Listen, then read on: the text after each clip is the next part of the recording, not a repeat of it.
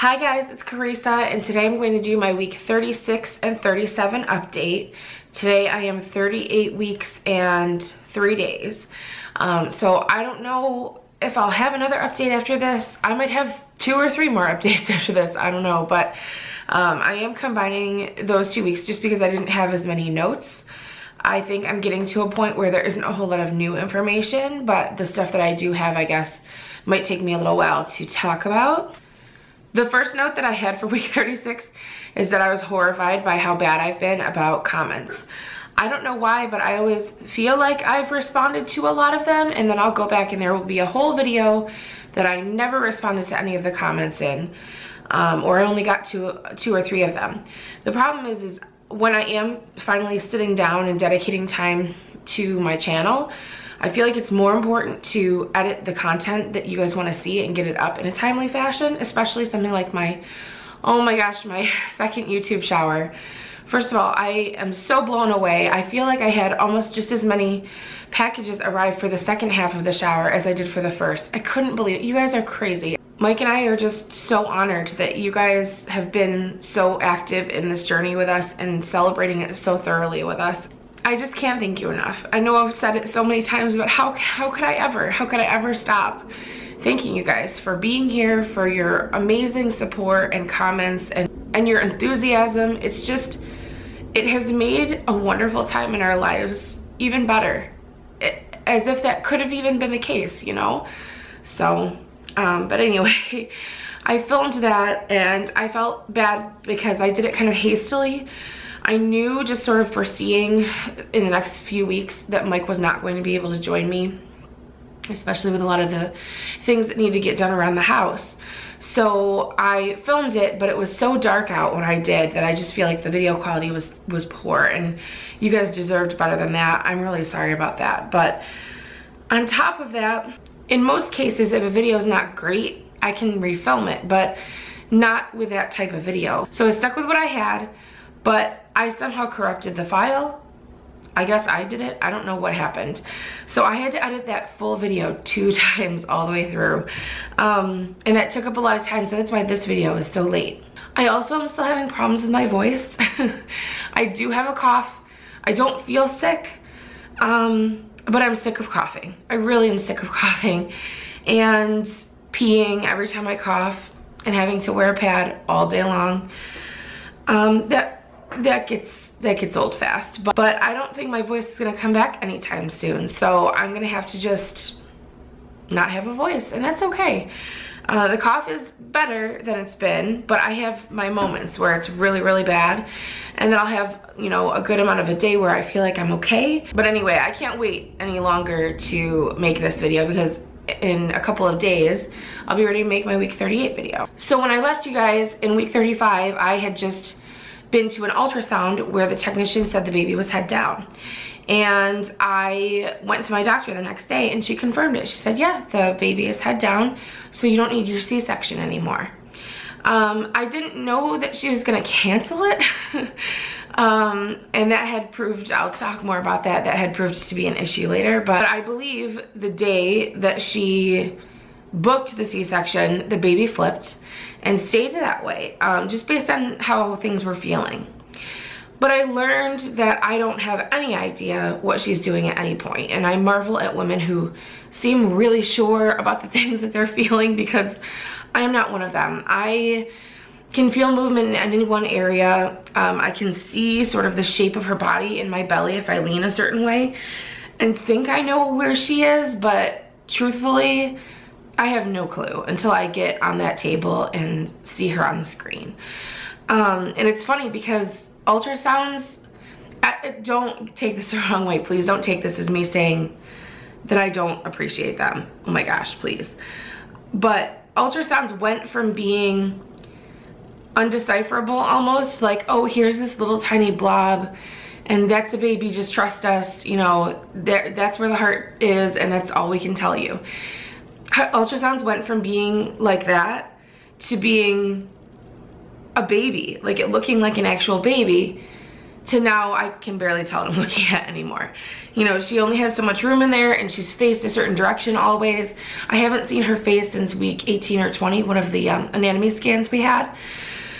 So, I mean, I like going just because I like to see her, and, you know, just to know that that's her, and just I would do it every day if I could. But at the same time, I don't really know what I'm looking at anymore. Usually I see like a thigh bone and her spine, and then they'll zoom in on the heart, but that's all they can really show me. You know, I can see the top of her head, but not her face, and her arms and her feet, her hands, none of that is showing up anymore. It's just sort of like major pieces that we're getting a look at. And as long as she's healthy and everything's okay, that's all that matters. I guess what is really weird for me mentally is knowing that things are just going how they're supposed to, I guess, for the most part, and that every obstacle we've reached so far, we overcame. And none of those things would have been bad if they happened. I mean, if I had gotten gestational diabetes, I would have dealt with that and done everything I could to maintain a healthy pregnancy with that. I'm not saying that women who end up with that, it's a bad thing. And if I had developed preeclampsia early on, which still could happen, there's still time for that to happen, but if it had happened already, you know, it wouldn't have been the end of the world after a certain point. We would have done everything we could to make sure she was safe and healthy, and she obviously would have had to be here sooner, but, you know, my body somehow hasn't done that yet. And I would have guessed that it would have done both of those things, just with my track record and my history. So I'm so grateful for this pregnancy, but I'm also grateful for my body just kind of doing normal things for a change, because it seems like, and the fact that she finally flipped. I don't know if she'll stay head down. I don't know if I'll still need a C-section anyway. None of that matters. She sort of, like, there are textbooks that say that these are the things that happen in pregnancy, and my body's been doing them, and I can't believe it. I'm so amazed, because I've hated my body for how it looks, and for how my butt is shaped, and how I metabolize food. I've hated so much about my body for so long that how could I possibly love it any more than I do right now, for being cooperative and giving me this amazing experience. I'm just amazed. I'm so amazed. It's just really weird when things go right, I guess. Well, the one thing that didn't go right, and I consider it a small issue. I realize that there are complications and problems that could come along with this, but I'll take it. I'll take it. It's fine. I did test positive for group B strep. So I will require antibiotics every 4 hours during labor through an IV, but that's okay. My doctor did check my cervix in week 36. That's when she swabbed me for the group B strep. She said my cervix was closed. She did say that the fact that I had been sick and wasn't really keeping up with my fluids could have caused the low amniotic fluid result in my scan. So she said just keep drinking as much water as possible, and I'm sure you'll be fine. So that Monday, which was 36 weeks and 6 days, I went for a follow-up ultrasound on my amniotic fluid, and I did a little bit of reading on it because they never said what would happen, and I didn't ask because they didn't seem super concerned. But usually I don't think of these questions until I'm already halfway home, or I start telling Mike about it and he says, well, what does that mean? And then I realize I don't actually know. I'm terrible in that sense because I get caught up in the moment and I kind of freeze. And if I need to, I always ask at the next appointment. But when the ultrasound tech said that I needed to come back in a week to check the amniotic fluid levels, she didn't say anything like, drink some water and that will help, or we're checking to make sure we don't have to induce labor or anything like that. I was just sort of like, okay, and I was kind of excited that I was gonna get to have another ultrasound in a week, but it didn't occur to me that I should have asked, hey, and I know sometimes they can't tell you or they won't tell you. They'll tell you to ask your doctor or call your doctor, but I didn't think to ask. So I did look it up, and it did say that dehydration can cause it, but if the amniotic fluid continues to reduce, then they will usually induce labor. So that was a little bit nerve-wracking to think, you know, is this something I could be bringing on myself? Is this something that I have no control over? I didn't really know. But I did try to be more mindful of my water intake. Honestly, it was the peeing. It was the coughing and the peeing. And I know that when you have a cough, you have to hydrate yourself and drink more water. But honestly, I feel like I'm just refilling one of those like Betsy Wetsy dolls that pees itself when you squeeze it, because all I would do is drink the water, it would go right through me, and I'd pee every time I coughed. And it was just, I couldn't take it anymore. Plus, a few of those days when it was really bad, I would just sleep for several hours, and you can't drink things while you're sleeping. So I know I wasn't drinking enough water. My urine was darker than usual. Usually my urine is almost completely clear, so I knew that I was lacking there, but I didn't know how much that mattered when it came to the amniotic fluid. But I did try to just be a little bit more careful and up my water intake. And at my next ultrasound, they said that it was about the same but slightly increased. And that's all that matters. If it was the same or less, that would have been a problem. Now, in week 36, I did try to start keto again. I tried to go back on my low-carb diet.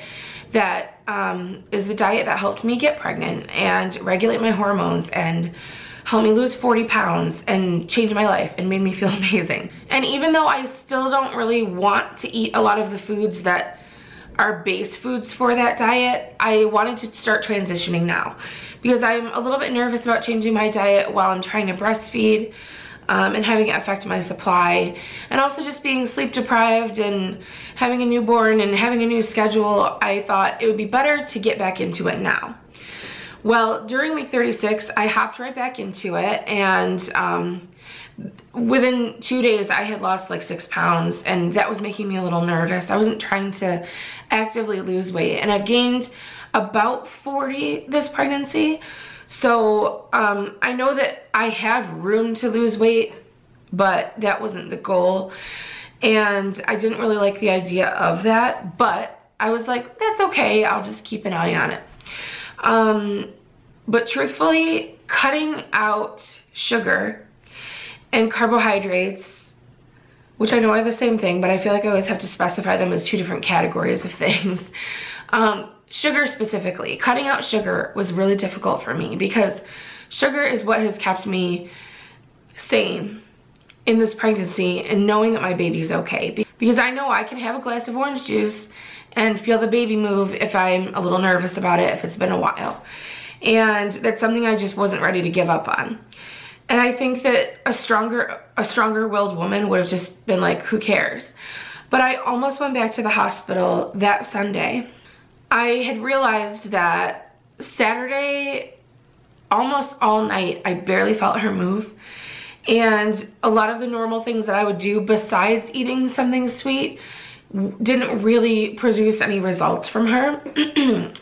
So all night I was worried about it. I kept waking up and sort of tossing and turning, and usually I feel her at least a couple times then, and I didn't. So when I woke up Sunday morning, I was still nervous about it, not getting a response from her. And I told Mike I was about like 10 minutes away from calling the doctor's office and having them send me to labor and delivery triage again, just for monitoring. Even though I had been recently, I just was starting to feel nervous. But just before I decided to call them, I had something, and I don't remember what it was. I don't remember if I had some hard candy or if I still had orange juice at that point. I don't think I had any juice. But there was something in the house that I had. It might have been just like a peppermint candy. I don't remember. But I did that, didn't feel anything, went upstairs to sort of go back to bed and try and lay down and focus some more. Still wasn't feeling anything. So I dialed the number to the doctor's office, and I had another non-stress test the next morning on Monday. So I was really like, I really don't want to have to go to the hospital if I don't have to, but it's important if something's wrong. So I was dialing the number. It was like 8 a.m. on a Sunday, and while I was dialing the number, that sugar that I had, whatever it was that I had, kicked in, and she started moving. And I thought, you know what? I need that peace of mind. I'm not having a ton of sugar all day long. I'm not like eating cartons of ice cream. I just need it for the peace of mind right now, and I will deal with my diet situation later. Until she is in front of me and I can see her and know she's okay visually, I can't let go of that safety blanket. And it might just be paranoia, but I've come this far, I'll be okay. So in week 37, I did have my non-stress test that Monday morning, and well, that was technically not week 37 yet because it turns over on Tuesdays, but I do have weekly non-stress tests now. And the one for that week, which was technically my week 37 one, even though it was a day early, went great. Everything was great. They found her heartbeat right away. She passed just like she always does. I was in and out, and it was no big deal. I do think I experienced some of my first Braxton Hicks, and I think I have since then a handful of times. It only seems to happen at bedtime, and it just feels like I'm sucking in my stomach, but I'm not doing it. My stomach is doing it myself, if that makes sense. It doesn't hurt. It just feels like it feels like it gets a little bit tighter and compressed for a little while, and then it releases. It's actually kind of hard to tell if it's the baby moving or if it's my uterus, but it is a different feeling slightly. I do also think that the baby does end up moving a little bit when it happens, so that's part of why I can't be sure if that's what's going on. Okay, so let me tell you about the next non-stress test I had. It was 37 weeks and 6 days, so it was the next Monday again. I went in expecting it to be as easy as it was the time before, and it was a huge ordeal. It was a girl that had never performed on me before, and I walked in there feeling pretty confident that the baby had started to lower herself quite a bit, because I noticed if I sit for a long period of time, or if I ever sit on the floor, for example, and really sit on like a hard flat surface for a while, when I stand up, it feels like there's something down there. It feels like there's pressure. It feels like a heavy, tiny bowling ball almost, sort of lower in my uterus, almost like in my vaginal area. It's like pressure, but it feels like something's solid in there. You know what I mean? It doesn't feel like just a crampy thing. It feels like something's in the wrong spot, if that makes sense. And I have a little bit of trouble walking the first few steps when I stand up, because I feel that it's a little bit sharp almost, and it's on one side, but it stays there and sort of readjusts. So it kind of feels to me like it could be the baby's head had gotten lower while I was sitting, and then when I stand up, it sort of has to move out of the way, because then eventually that feeling does go away. And it's probably the most pain or discomfort I have felt so far, but it's not really painful. It's just sort of like, I don't know, I think other women would say that that's kind of painful, maybe. I think maybe I'm being too, I don't know, maybe I'm making light of it. It is a little bit painful, but it's nothing like, I mean, I had labor pains when I had my ectopic pregnancy. So I know that that's nothing compared to what I'm going to experience, and I know it's not a contraction or anything. So, but it's just something different. It's something new that I was experiencing. So I was pretty convinced as of the night before, when it sort of started, that the baby was really starting to make her way down and possibly start engaging. And I walked in and I told them, I feel like she's really low. My stomach even felt kind of flat in the front, like my bump felt really flat and just different. My stomach even felt kind of softer than it normally does. It didn't feel like the same belly I had 2 days prior even. So I was just kind of going with that and going based on what I thought I knew. And I still have no idea what happened. I have no idea. I'm still baffled, basically, because I walked in there, I said that. She searched for the heartbeat for probably 20 minutes. I mean, my appointment should have been over before she ever actually found the heartbeat. So I was getting nervous, and I didn't have an ultrasound scheduled that day. It was just a non-stress test. So they brought me into the ultrasound room, and the head, sure enough, was super low, way, way, way down. And she found her heartbeat around my belly button area. So I walked from that room into the non-stress test room. It was like a 20-second stand up, pull my pants up, go in the other room and lay down. And they still couldn't find her. They searched and searched, and they had me rolling around, and they had other women coming in the room. Someone else came in with just like a Doppler, and she found the heartbeat right here. under my breast. She swore that was it. And they were like, oh, she flipped since I was in the other room 20 seconds before. How? How is that possible? So after probably a half hour, they were able to start the non-stress test, but her heart rate was way up under my rib cage. And I even thought to ask at the next appointment that I had if it was my heart rate they were picking up instead. And the woman seemed offended that I suggested that and was like, it would be a very different rate if that was the case. And it was like, listen, I know I'm not a doctor. I'm so confused. How could her head have been down there? I didn't even feel her move at all. And then they found her heart rate like way up by my rib cage. So that stressed me out and really worried me because that meant she was breech again, I guess. So I called my doctor's office and was just like, hey, she made it sound like I didn't need my C-section, but I just wanted to know, did she cancel it? Because I'm not so sure anymore whether or not I will or won't need it. And they said that yes, it was canceled. So she had me go back the next day, which is technically 38 weeks on the Tuesday, and have a scan for presentation. So I had an official ultrasound just for presentation, and the baby's head was where it was the last time I had the ultrasound the day before, way, way, way down low. And her spine was facing outward, which I always forget the difference. If that's anterior, I think it is. I don't remember. She's basically in the proper birthing position. But here I am scared that that could change at any given point. And who knows, when I go into labor, what position could she be in? Or is it possible that they were just wrong about where her heart rate was for the NST? I don't know.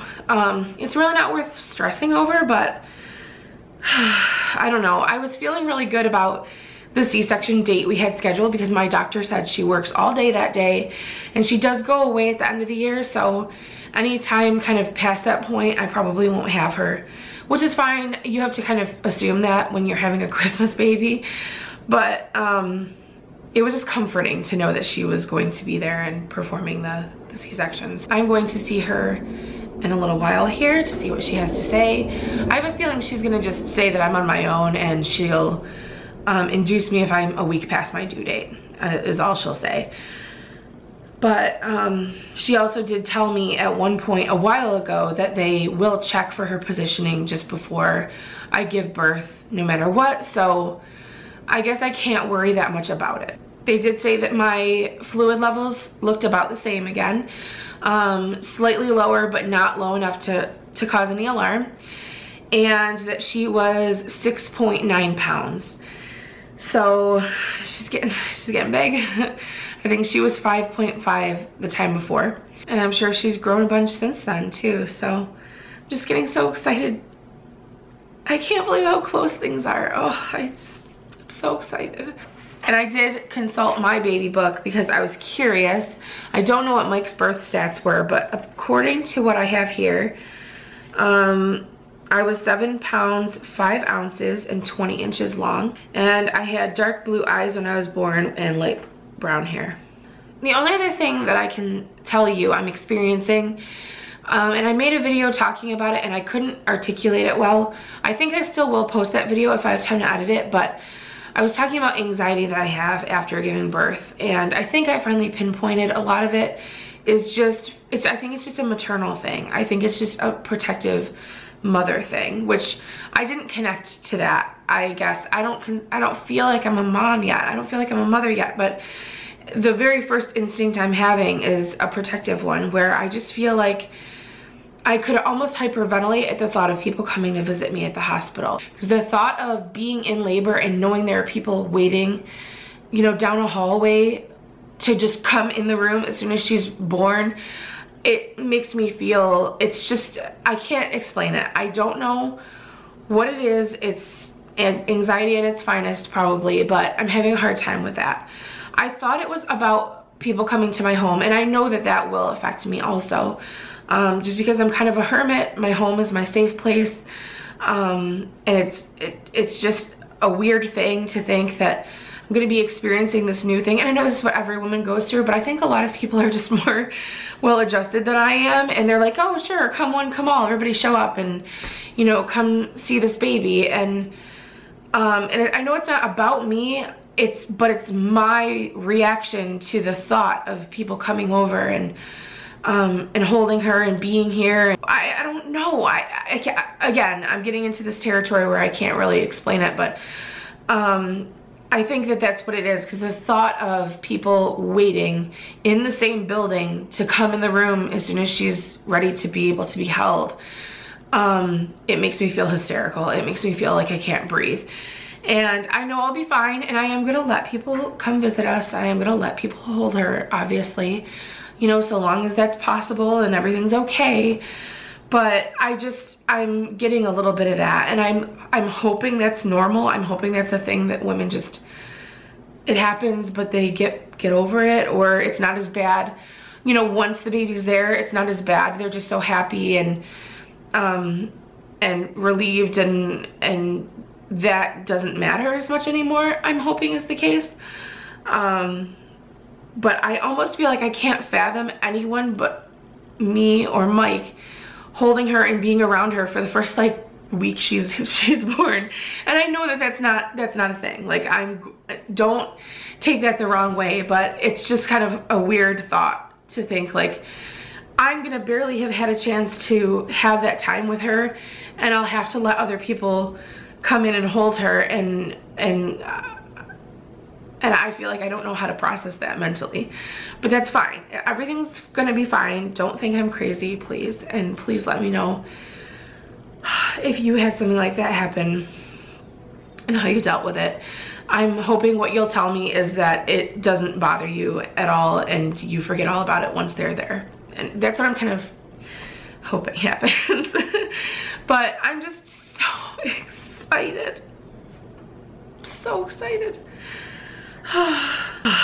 So that's week 36 and 37, and I don't have much of a list for week 38, but maybe by that time I will, and we'll see how things go. As of today, we're 11 days away from our due date. That's it. Thank you guys so much for watching, and I will talk to you guys very soon. Bye.